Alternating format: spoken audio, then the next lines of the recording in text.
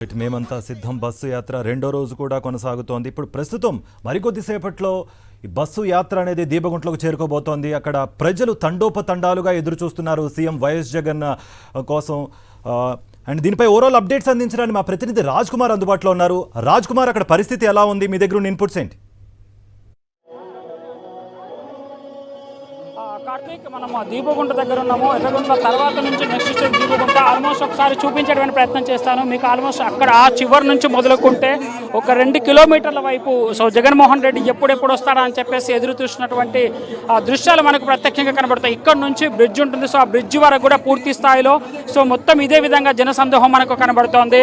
So ఉదయం నుంచి కూడా వీళ్ళందరూ కూడా జగన్మోహన్ రెడ్డి ఇక్కడికి వచ్చిన తర్వాత ఎలాంటి స్పీచ్ ఇవ్వబోతున్నాడు, ఎలా ప్రజలకు భరోసా ఇస్తున్నాడు అనేటువంటి దానిపైన ఉన్నాడు. సో జగన్మోహన్ రెడ్డి మరి కాసేపు ఇక్కడ రాబోతున్నాడు కదండి, ఎట్లా ఉంది? మాకు చాలా ఆనందంగా ఉంది సార్. ప్రపంచం మరి ప్రపంచం సార్. సో మీకు ఎలా అనిపిస్తుంది సార్ ఇక్కడికి రాబోతున్నాడు మరి కాసేపట్లో? ఎలాంటి స్పీచ్ ఇస్తాడు, ఎలాంటి అభయం ఇస్తాడు అనేటువంటి ఉత్సాహంతో ఉన్నారు. చాలా ఎండగా ఉంది. సో ఇంతమంది జనాలు వెయిట్ చేయడం ఎట్లా ఉంది? చాలా ఆనందంగా ఉంది. ఎందుకంటే జగన్మోహన్ రెడ్డి గారిని చూసేదానికి, మాట్లాడేదానికి అంతా ఎదురు చూస్తున్నారు. ఇంత ఎండలో కూడా ఆ జగన్మోహన్ రెడ్డి గారి కోసం ఎదురు చూస్తున్నారంటే ఆయన చేసినటువంటి ఎన్నో సంక్షేమ కార్యక్రమాలు ప్రజల్లోకి తీసుకెళ్ళినాయి. అంతా దాని మీద సంతృప్తిగా ఉన్నారు. జగన్ రావాలనే ప్రతి పేదవాళ్ళు కూడా కోరుకుంటున్నారు. మీరేం కోరుకుంటున్నారు? జగన్మోహన్ రెడ్డి రాబోతున్నాడు కదా, ఖచ్చితంగా జగన్మోహన్ రెడ్డి ఖచ్చితంగా 175 ప్రతి పేదవాడు బతకాలన్నా, పేద పిల్లలు బతకాలన్నా, స్కూల్ బాగుపడాలన్నా జగన్మోహన్ రెడ్డి ఖచ్చితంగా గెలవాలా. జగన్మోహన్ రెడ్డి ఖచ్చితంగా గెలుస్తాడు. మన రాష్ట్రానికి మళ్ళీ 175 సీట్లు తేవాలి. జగన్ గారిని బ్రహ్మాండమైన మెజార్టీతో గెలిపించాలి. ఎంతమంది పొత్తులు వచ్చినా సింహం సింగల్ గా వస్తుంది.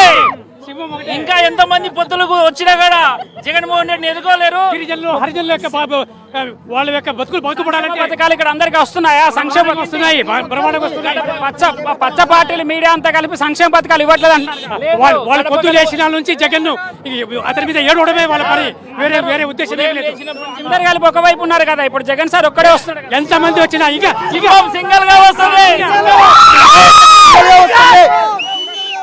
ఎలాంటి ఉత్సాహం ఉందో ఇక్కడ చూడొచ్చు. సో ఎట్లా ఉందండి ఇక్కడ జగన్మోహన్ రెడ్డి మరి కాసేపటి రాబోతున్నాడు కదా, ఎట్లా అనిపిస్తుంది బస్సు యాత్ర ద్వారా జనాల్లో మమేకం అవడం?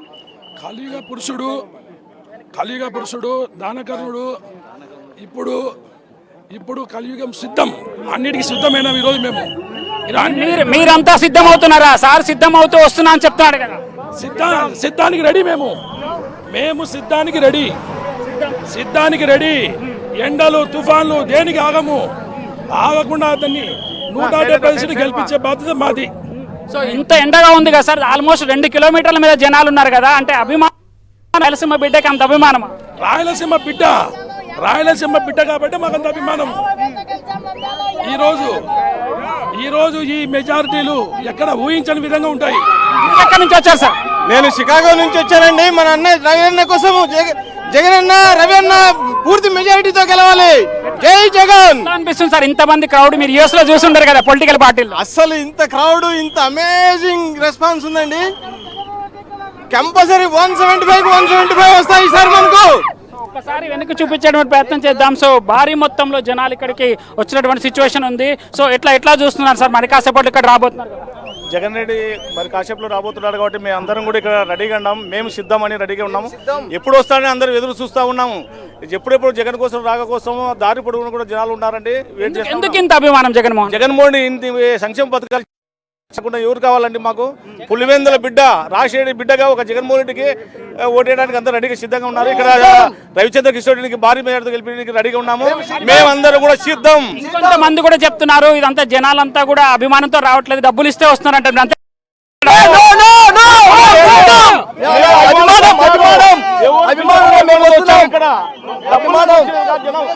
పచ్చ మీడియాకి, పచ్చ పాటలకి ఏం చెప్పబోతున్నారు గట్టిగా? పచ్చ మీడియాకి ఒకటే చెప్తున్నాం మేము.